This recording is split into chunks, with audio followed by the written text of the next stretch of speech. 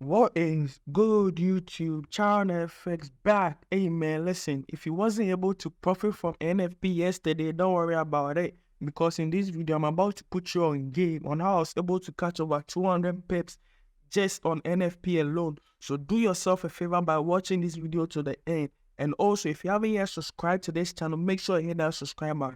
Make sure you hit that like button. And make sure to drop a comment down below. Alright? And if you're also interested in enrolling in my one-on-one mentorship, just DM me on Instagram. The link is in the description below. So with that being said, let's just get to business. Alright, so taking a look at GBP USD, right? We're on the 4H time frame. What do we need to do first? We first need to identify our trend, alright? And looking at our chart, what trend are we in? We're on a bullish trend, alright? Or we're in an uptrend. How do we even know we are in an uptrend? We first need to identify our market structures. So now let's go back in time and identify our market structures.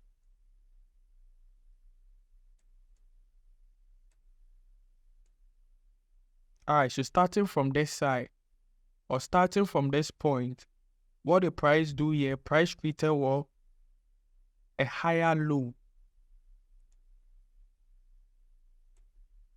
Right? Price created a higher low. After this higher low was created, what the price do next? It went back up to create a new higher high. But before we continue, someone might ask, why didn't I use these structures as my higher high, higher low, higher high, higher low, higher high, higher low, higher high? Me personally, I consider this as substructures. You get me? I consider this as substructures. When we are talking about trends, right? We have what? A higher high, higher low, higher high, higher low, higher high, higher low, higher high. This higher high, higher low, higher high, higher low can also be called what? An impulse correction, impulse correction, impulse correction, impulse correction. So these legs, right? These legs are also made up of what? Substructures, which are also what? Higher highs, higher lows, higher highs, higher lows, higher highs, higher lows, higher highs, higher lows, higher highs, higher lows, higher highs, higher lows, higher highs, right? So these higher highs, higher lows, or these minor structures make what? Make this leg. So when it comes to the correction, or when it comes to the retracement, what do we have? We have lower low, lower high, lower low, lower high, lower low, lower high, lower low, lower high. So these substructures make the what? Make the correction leg before a new impulse leg correction, impulse correction. You get me? So that's what we are seeing here. So this price action you see within this impulse leg, I consider them to be what we call substructures.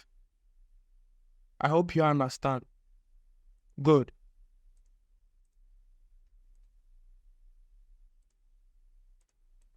So after price created this higher high, what did it do next?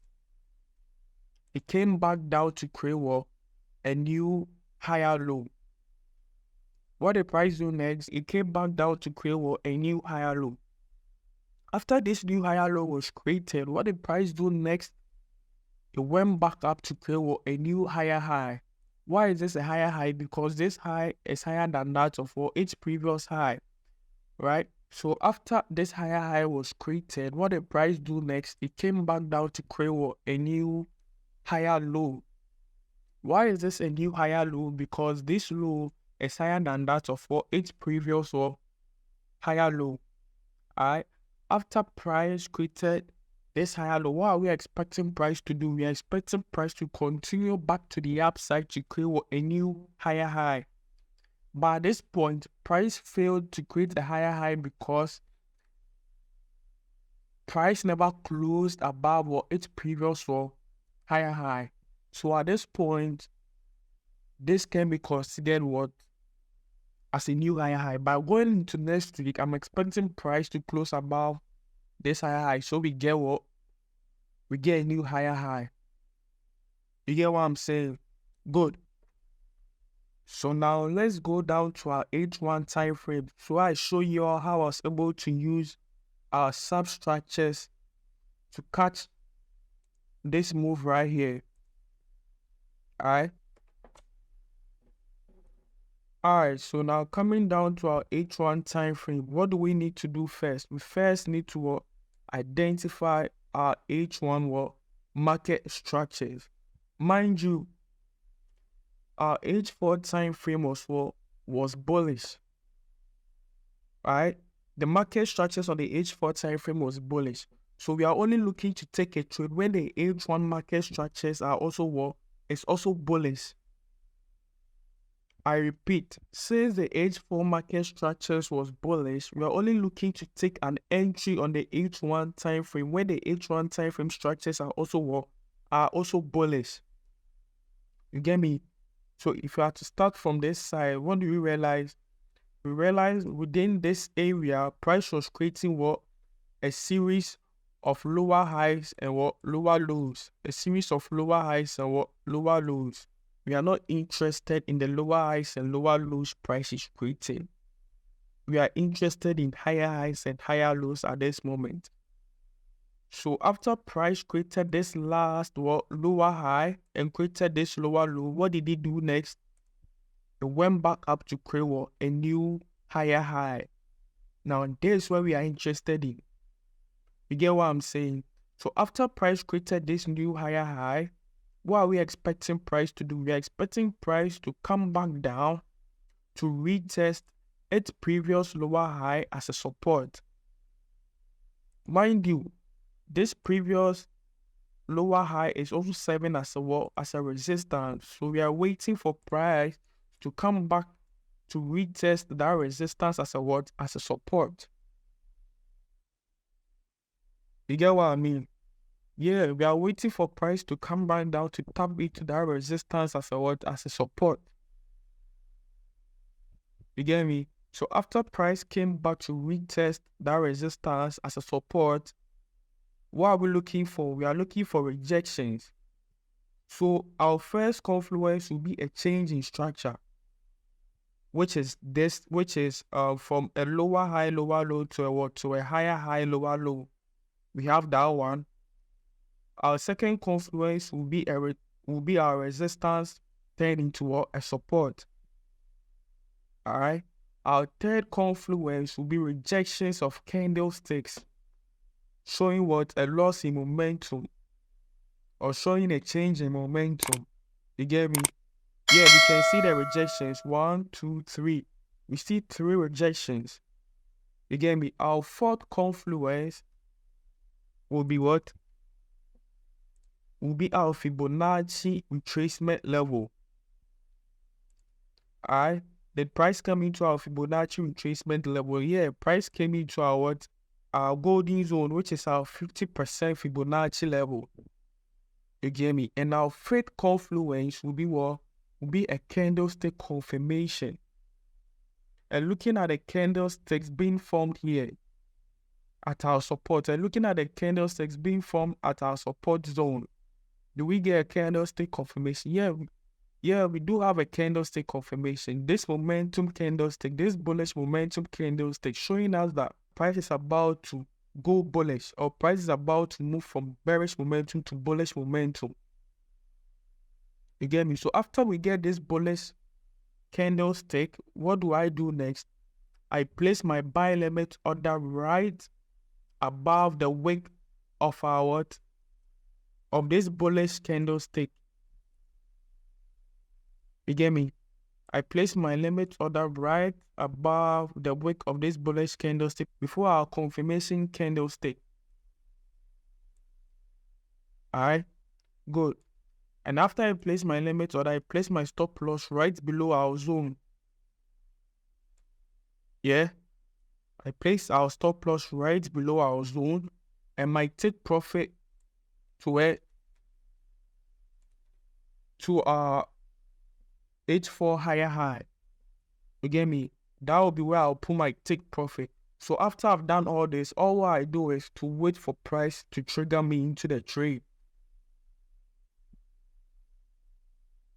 Do you understand? Good. So this is how I caught my first entry Now let's go to how I call our second entry. So this is how I caught my second entry. So after price created this higher high, let me clear all this. Let me clear this. Good. So after price created this higher low, right, which was also our support, what did it do next? It goes back up to create a new higher high. Why is this a new higher high? Because this high is higher than that of its previous high. You get me? So after price creates this higher high, what does it do next? It comes back down to create a new higher low. Price comes back down to create a new higher low. I couldn't take an entry here because I wasn't around at this moment. You get me? So I couldn't take an entry here. So after price creates this new higher low, what does it do next? It goes back up to create a new higher high. Alright? After price created this new higher high, all I did was take my rectangular tool and mark this previous higher high as a what? As my resistance, waiting for price to come back down to what? Retest it as a what? As a support. That's all I do. I take my rectangular tool, mark this zone or mark my previous higher high as a what? As a resistance level, wait for price to retest it. You get me? So whilst waiting, what the price do next? It breaks below it, comes down to create what? A double bottom. It fails to break below a higher low, rejects it, comes back up, right? Comes back up, retests the resistance I've marked as a support. After I retested, it didn't just continue bullish after the first retest. What did it do? It consolidated. You get what I'm saying? Do you all know why it consolidated? Because it was waiting for the NFP data to be released. That's why it was consolidating at this moment. So I couldn't take any trade as it was consolidating, right? All what I was waiting for was for price to what? Was for price to close above our consolidation. That was all I was waiting for, to confirm that price will continue bullish. You get me? So lo and behold, price did close above our consolidation. So after we had this bullish candlestick close above our consolidation, that was when I got my second entry. That was when I entered the trade for the second time. Placed my stop loss right below our zone. My take profit to what? To our H forward higher high. You get me? Which gives us a risk to reward ratio of 1:4.45. Risking 22 pips to make 100 pips. And our first entry risked 25 pips to make 160 pips. Yeah, I'm saying, which gives us like over 267 pips. You get what I'm saying? I hope you understand what I did. In case you didn't understand anything I did, rewatch the video over and over and over again so you get what I did. And like I said earlier on, if you're also interested in catching moves like this, just DM me on Instagram to enroll in my one-on-one mentorship. Alright, the link will be in the description below. And if you also haven't yet subscribed, make sure you hit that subscribe button. Make sure you hit that like button. And make sure to drop a comment down below. Alright, rating this video from 1 to 10. Drop a comment down below rating this video from a 1 to a 10. Alright, so with that being said, I'll see you in the next video. Charles FX, I'm out. Peace.